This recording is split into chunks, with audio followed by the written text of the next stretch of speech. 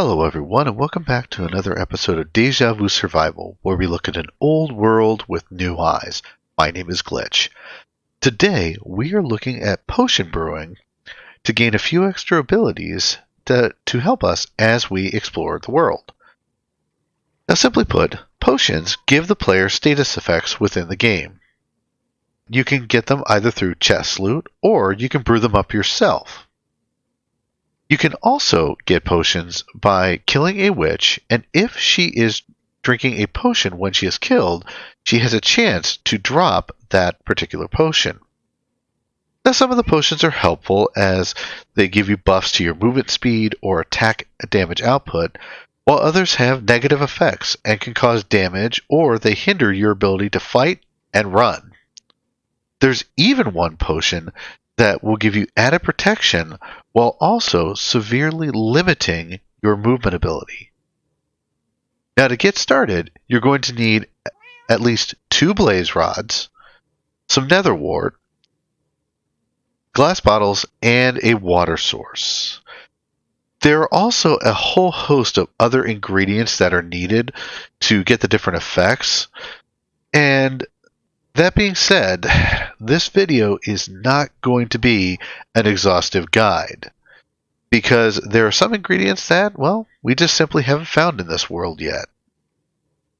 But I am planning on covering some of the useful ones that we can do now, and before we start experimenting though, I do think we need to do a little remodeling, because we kind of need a little more room to do this here at the Cleft 2.0. So I think I'm going to try something a little different, and I'm going to fire up my camera account for a time lapse. So while I do that, please enjoy a little music from the Minecraft soundtrack. Let's get started.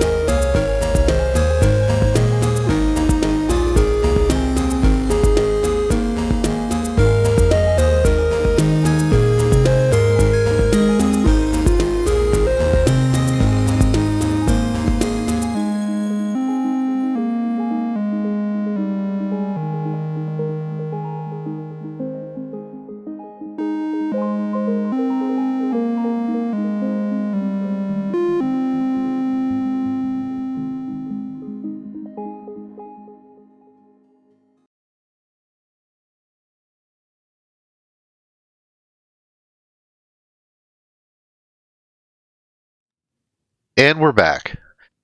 Now that we've got everything set up, let's go ahead and get started with our potion brewing experiments. Now you craft up the brewing stand itself using a blaze rod and 3 cobblestone, and you will also need to break down one of your blaze rods into blaze powder to actually provide fuel for the brewing stand. Let's go ahead and place that down.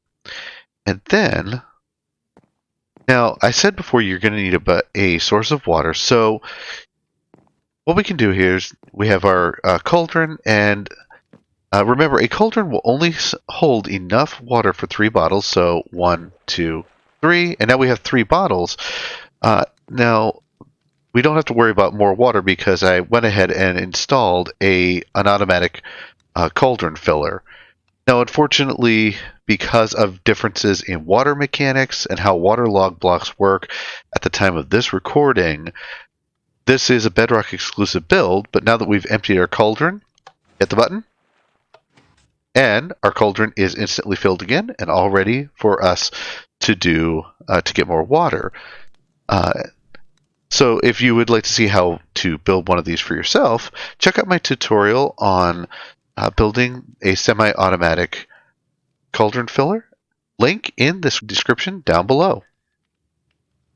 So once you've got your water bottles, go ahead and place them into your brewing stand. Now, unfortunately, the GUI of the brewing stand does not have a recipe like the crafting table. So you have to try and remember all of the different brewing recipes when you want to brew potions. Now, there are a couple of workarounds for this. First, you can turn to that compendium of all things Minecraft, the Minecraft Wiki, which gives you all the recipes and what the effects are for the different potions. I'll leave a link to the article on brewing in the description below. If, however, you're feeling just a little bit ambitious, you can also make an in-game notebook like I did. I play Minecraft to unwind and step away from my cell phone, and I really don't like having to go to the wiki if I don't have to. And while I was getting ready for this episode, I had to smelt up a lot of stone so that we could have the stone bricks to put together our potion lab. So I decided to go ahead and make a potions book. I also thought it would be a good way to demonstrate how the book and quill we found back in episode 8 can be used in a practical way. It's a touch of work, but you can open up the book and then view your recipes. And write in anything you want. Now, bear in mind, each page can only have so many characters, and if you're done using it, you just click the X down in the corner, and then the book is all set. You can also put them onto a lectern, which then they can be read by anyone who comes to the lectern. Which this can be very useful if you want to list out rules for a server or give instructions for a mini game. In my original survival world, I actually have a book that's listing out the dates of when I got the different achievements sitting around in my treasure vault. Another fun thing you can do with the book and quill, let's go ahead and grab that, is you can rename them on an anvil. So you go ahead and take it, and like any other item, you place it in. It'll cost you 1 level. Let's go potions 101. And then once you pull it out, the book is named. Now, one important thing with this, if you want to do this, you do need to write something in the book. Anything. It doesn't have to be the text that you're going to use, because if you name the book and then try to write in it before any of the text is there, the book will become, you can't change it. You can't write in it. The last thing you can do with a book and quill is if you want to take your information and leave it so that it cannot be altered afterward, you can go ahead and sign the book. And this gives you And let's go ahead and moment here. Glitch. And potions 101. And you can get the chance to name it actually on the book itself, and also put your name there. Once you sign it, it's no longer editable, or editable. Yes. You can't change the book anymore. But once you sign it, you then have a written book. Now, I actually did this. I know that down the road there will probably be potions that are added into the game, but it just seemed like a good time to demonstrate this. Now that we have our recipes in hand, let's take a look at what we need to do. So the most common recipe you're going to have is the awkward potion. And that is done by taking a water bottle and nether wart placed in. You can also place redstone or glowstone into your potion recipe. However, this will create a potion, but those potions do not have a use. So you place your nether wart in, and then you place your blaze powder in this little slot here, and then you wait for it to cook, and you'll hear that little glug glug, and now we have an awkward potion. Now, by themselves, the awkward potion has no effects. If, however, you add in another item, you start to get your actual potions. Now, redstone and glowstone, let's go ahead and look back at our book. Redstone and glowstone do change how the potions work. If you add redstone, it extends out the effect of the potion. Glowstone will enhance it. And I think the easiest way to do this, aside from just flipping through the pages of the book, is to go ahead and demonstrate some of the potion recipes. So let's go ahead and come over to our ingredients drawer. We're going to take one of the magma creams that we got from our last trip to the nether, add that into the brewing stand.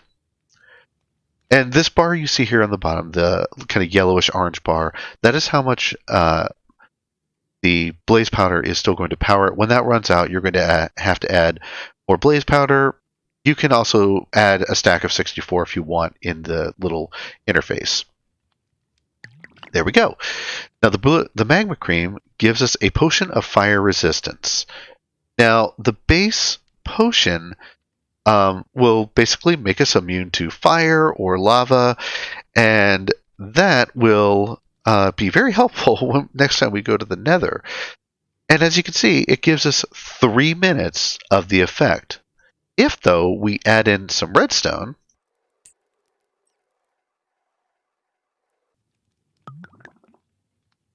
the effect gets extended out to a full 8 minutes. Let's go ahead and pull those out.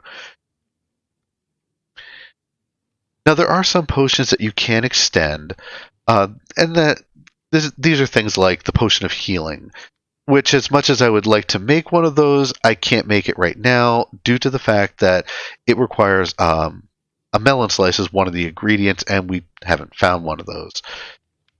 Now, adding glowstone to a potion will enhance the effects of the potion, and often give double the effect, but it will shorten the duration for the potion. So let's go ahead and get a couple more bottles of water. 1, 2, 3. And go ahead and we'll grab some sugar, and we are going to need a little more nether wart. Oh, no, I got plenty here. All right, so add those in.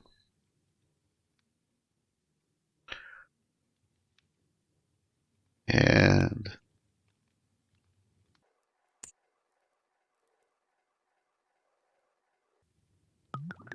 okay, now we have our awkward potion again.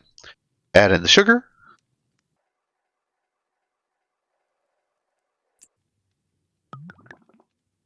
And now, again, you see that the duration is for 3 minutes. I'm going to take 2 of these out and we're going to go ahead and add in a piece of glowstone to one of them. Now, one thing I do want to point out is that it is usually not a good idea to modify one potion by adding glowstone or redstone, primarily because it's just a waste of valuable resources.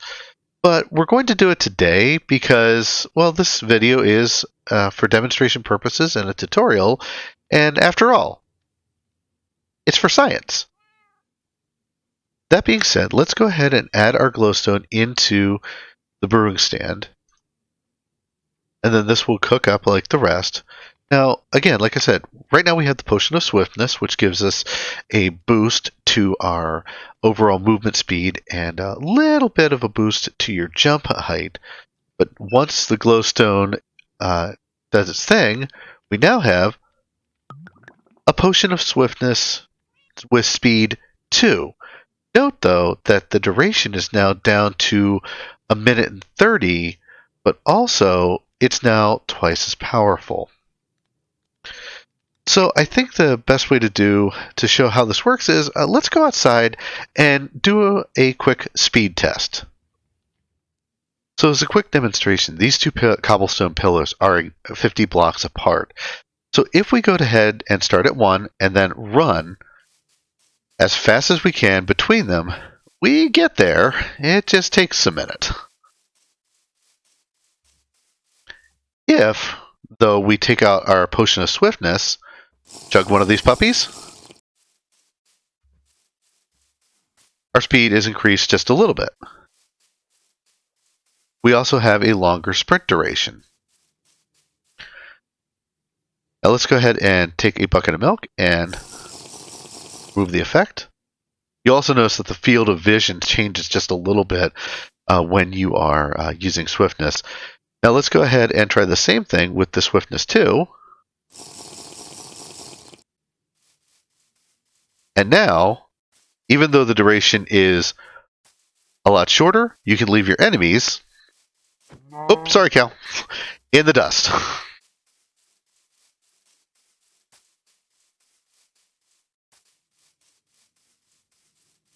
Haha! Now, just like adding redstone, adding glowstone to it will not affect all potions, because some of them you can't do any more than they already do. For example, the potion of water breathing. You can't make a potion that will help you breathe water any better. But, that being said, let's head back inside and do a little more experimenting. Race ya! Now, though it is most often used to create negative potions, a fermented spider eye will corrupt or invert the potion effect that you have. Now, what this means, first off, you make this by combining a spider eye, sugar, and a brown mushroom in a crafting table, and then you get one fermented spider eye. And on their own, they really don't have any effect, except for they will, if you add it to a bottle of water, you will get a potion of weakness. I don't really have a need for any of the negative potion right now, and I think we'll look a little bit more at them in the future if we try and cure a zombie villager. But to give a quick example, let's go ahead and add a golden carrot into a potion. And we already have our awkward potion here. Now adding a golden carrot, which you can make with a carrot and 8 gold ingots. Once you add that to an awkward potion, you will get yourself the potion of night vision, which gives you better vision both in the dark and also underwater. And I'm going to go ahead and take 2 of those out. If you take a fermented spider eye, you know what? Actually, let's go ahead and we'll add all 3 of these because what we'll actually get is actually relatively useful. If you add in your fermented spider eye, it will, instead of getting something that helps you see better, you get something that makes it so you are not seen at all. So let's go ahead and take those out. with the potion of invisibility. Now, by the way, one caveat with the potion of invisibility, actually, I want one of those in my inventory. We'll need a bucket of milk here in a second. Is that the potion of invisibility, while useful, will only make the player's body invisible. So, your tools and armor? Yeah, they're still there. Let's go ahead and get rid of that effect. Now, since Dragon's Breath, the last ingredient here on the page 6, is only obtained during the fight with the Ender Dragon, we'll have to revisit that later. Gunpowder, on the other hand, will turn a drinkable potion into a splash or throwable potion. The effects are often a little weaker unless you score a direct hit, but they can be an effective way to give a mob a status effect, like using negative potions offensively, or trying to save your pet if they get stuck under a block while they're swimming underwater. So let's go ahead just to demonstrate this. Let's grab a piece of gunpowder, and we still have one of our potions of swiftness and one of our potions of invisibility. So we place them back in. And with this, you can actually mix and match. And wait, swiftness and yes, I want both of them.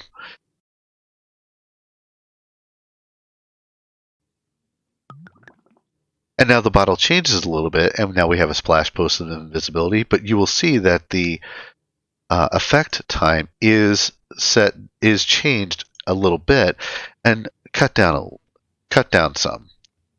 So to demonstrate this, I think we could use a few volunteers. You guys will do. So incidentally, I actually moved the cow in there on purpose because an odd Easter egg that happens with the potion of invisibility is if you hit a sheep with it, oh, they're gone. Well, they must have changed that. So if you hit any of the animals with it, they disappear. Used to be that you can, oh, and there's one back. So it used to be that you would hit them and they would disappear, but their wool would not. Apparently that has changed. But another thing you can do is, and as you can see, they're just popping back in. But also, if you hit a mob with a swiftness, now they will move a lot faster.